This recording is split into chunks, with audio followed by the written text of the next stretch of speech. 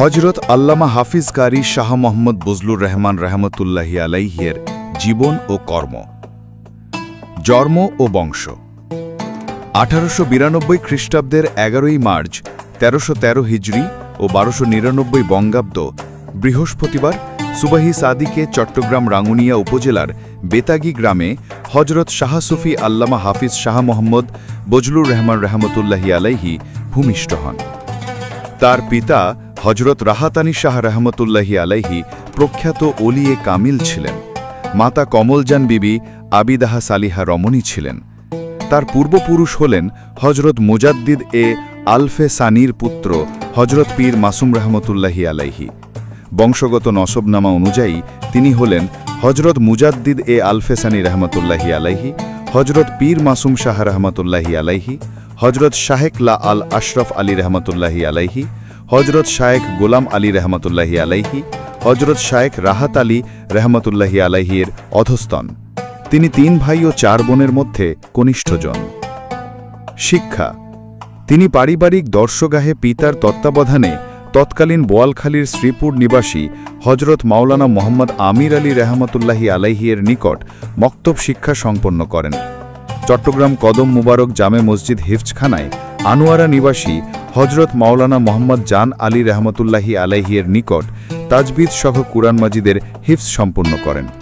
তৎকালীন চট্টগ্রাম মহসিনিয়া মাদ্রাসা বর্তমান সরকারি হাজী মোহাম্মদ মহসিন কলেজ হতে কৃতিত্বের সাথে ফাজিল ডিগ্রি অর্জন করেন। ভারতের কলকাতা তিব্বিয়া কলেজ থেকে কৃতিত্বের সাথে হেকিম শাস্ত্র সম্পন্ন করেন। এরপর ভারতের বিখ্যাত দ্বীনী শিক্ষা প্রতিষ্ঠান রামপুরা আলিয়া মাদ্রাসা থেকে আরবি ভাষা ও সাহিত্যের উচ্চতর কিতাবগুলোর দার্স হাসিল করেন। সেখান থেকে কুরআন, তাফসির, হাদিস, ফিকহ বিষয়ে ব্যুৎপত্তি অর্জন করেন। তিনি বাংলা, উর্দু, ফার্সি, আরবি, ইংরেজি, ফ্রান্স, হিন্দি, সংস্কৃত ভাষা ও সাহিত্যে পারদর্শী ছিলেন। আধ্যাত্মিকতা। পবিত্র কুরআন মাজিদের হিফজ শিক্ষা অর্জনকালে তার পিতা তাকে মাইজভান্ডার দরবার শরীফের মহান দিকপাল গাউসুল আজম হজরত শাহ সুফি সৈয়দ আহমেদুল্লাহি মাইজভান্ডারি রহমতুল্লাহি আলাইহির নিকট দোয়ার জন্য নিয়ে যান। তিনি পিতাপুত্র উভয়কে তার আস্তানা শরীফে মেহমানদারি করেন। তখন পিতা তার পুত্রকে হাফিজে কুরআন করার নিয়তের কথা বলেন। হজরত কিবলা রহমতুল্লাহি আলাইহি তখন পুত্রের কিছু কুরআন তেলাওয়াত শুনে মুগ্ধ হয়ে পিতাকে বলেন, আপনার এই ছেলে হাফিজে কুরআন সম্পূর্ণ করে বিখ্যাত আলিমে দ্বীন হবে, গবেষক ও সাহিত্যিক হবে, খ্যাতিমান হেকিম হবে এবং রাজনীতিবিদ হয়ে সমাজে ইসলামী আদর্শ প্রতিষ্ঠায় ভূমিকা রাখবে। হুজুর তাকে উদ্দেশ্য করে বলেন, বাচ্চা এক গজল পারকে শোনাও। তখন তিনি পড়া শুরু করলেন, প্রেমনগর কি রাহা কঠিন হ্যাঁ, সম্ভল সম্ভল কর জিয়া করো, প্রেমনগর কি রাহা কঠিন হ্যাঁ, সম্ভল সম্ভল কর চালা করো। অর্থাৎ প্রেমের রাস্তা বড় কঠিন, হে যাত্রীরা খুব সাবধানে যাতায়াত করো। গজলের পংক্তিটি শুনে হজরত কিবলা ওয়াজ ঢালতে বলেন, বড়ি হি কঠিন হ্যাঁ, বড়ি হি কঠিন হ্যাঁ। অর্থাৎ আউলিয়ায়ে কিরামের পথ ধরে আল্লাহ পর্যন্ত পৌঁছা বড়ই কঠিন। এই নিগুড় রহস্য উপলব্ধি করে তিনি জোরে জোরে তা বলতে থাকেন। এই অবস্থায় বাচ্চা হাফিজ গজল বন্ধ করে আস্তানা থেকে দৌড়ে বেরিয়ে যান। হজরত কিবলা হুঁশে আসার পর বাচ্চা হাফিজের পিতাকে জিজ্ঞেস করলেন, বাচ্চা হাফিজ কাহা গেয়া, উনকো বুলালো। অর্থাৎ বাচ্চা হাফিজ কোথায় গেল, তাকে ডেকে নাও। তখন আস্তানা শরীফের এক খাদিম বাচ্চা হাফিজের তালাশে বের হন। খোঁজাখুঁজির এক পর্যায়ে তাকে পাওয়া গেলে খাদিম বলেন, আপনাকে হজরত কিবলা রহমতুল্লাহি আলাইহি তালাশ করছেন।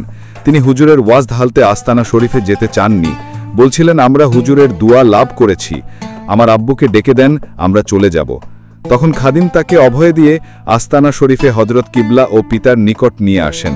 হজরত কিবলা বাচ্চা হাফিজকে এক গ্রাস খাবার মুখে তুলে দিয়ে বলেন, তুম মুঝসে ভি বড়ে বুজুর্গ, অর্থাৎ তুমি আমার থেকেও বড় বুজুর্গ। এরপর ইজাজত নিয়ে পিতা পুত্র মাইজভান্ডার দরবার শরীফ থেকে বাড়ি চলে আসেন। কিশোর অবস্থায় তিনি হজরত কিবলা রহমতুল্লাহি আলাইহির রুহানি ফাইজ লাভ করেন এবং বেলায়েতের উঁচু মর্তবা স্বীকৃতি পান। তিনি বাল্যকাল থেকে দিনদারিতে মনোনিবেশ ছিলেন, বিনা প্রয়োজনে কথা বলতেন না, অবসরে জিকর আসকারে লিপ্ত থাকতেন। এভাবেই তিনি বেড়ে ওঠেন। একসময় তিনি চট্টগ্রামের সাতকানিয়া উপজেলায় তারাবি নামাজের ইমামতির দায়িত্ব পালন করছিলেন। সে সময় কোনো এক রাতে এলাকার প্রসিদ্ধ ওলিয়ে কামিল হজরত পেঠান শাহ রহমতুল্লাহি আলাইহির সাক্ষাতে যান। তখন তিনি তাকে সাদর অভ্যর্থনা জানিয়ে কাছে বসান এবং তার মধ্যে আধ্যাত্মিকতার পাত্র দেখে তিনি সন্তুষ্ট হন। বিদায়কালে সন্তুষ্ট চিত্তে ফাইজ প্রদান করে আধ্যাত্মিকতার পাত্রটি ভরপুর করে দেন। এরপর থেকে তিনি প্রায়শই তার দরবারে যাতায়াত করতেন।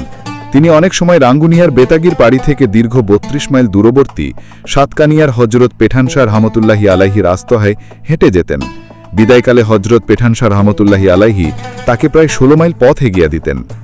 আশ্চর্যের বিষয় হল, তিনি বেতাগির বাড়িতে এসে দেখেন হজরত পেঠানশাহ রহমতুল্লাহি আলাইহি তার বাড়িতে অবস্থান করছেন। এটাই হল উঁচু মর্যাদার আউলিয়ায়ে কিরামের পারস্পরিক আধ্যাত্মিক যোগাযোগ ও অবস্থান। তিনি তার সময়কালের প্রসিদ্ধ অলি বুজুর্গের সান্নিধ্যে যেতেন। একসময় হজরত শাহজালাল ইয়েমেনি রহমতুল্লাহি আলাইহির দরবারে জিয়ারতকালে গায়েবী আওয়াজে বলা হয়, মেহনত মে আপ কামিয়াব হ্যাঁ, হজরত কিরাম হাপ্পের খুশ হ্যাঁ, অর্থাৎ সাধনায় আপনি সফল, আউলিয়ায়ে কিরাম আপনার উপর সন্তুষ্ট। রাউজান উপজেলার কদলপুর গ্রামের সুলতানুল আউলিয়া হজরত আশরফ শাহ রহমতুল্লাহি আলাইহির মাজার শরীফে কোনো এক রাত্রি যাপনকালে তিনি গায়েবী আওয়াজে শুনতে পান, আপ কুতুবুল আক্তাব হঙ্গে, অর্থাৎ আপনি কুতুবুল আক্তাবের মর্যাদায় উপনীত হবেন। একদা তিনি চট্টগ্রাম আন্দর কিল্লা শাহী জামে মসজিদের খাতিব আওলাদে রসুল হজরত শাহ সুফি মোহাম্মদ আব্দুল হামিদ বাগদাদি রহমতুল্লাহি আলাইহির হুজরা শরীফে তৎকালীন চট্টগ্রামের বিশিষ্ট আলিমে দিনের জলসায় উপস্থিত হন। রাজনৈতিক অঙ্গনে উলেমায়ে কিরামের করণীয় সম্পর্কিত তার বক্তব্য শেষে জলসার সভাপতি বাগদাদি রহ তাকে খেতাব করে বলেন, আপ গাউসে জামান হো, বেশেক আপ গাউসে জামান হো, অর্থাৎ আপনি গাউসে জামান, নিশ্চয়ই আপনি গাউসে জামান।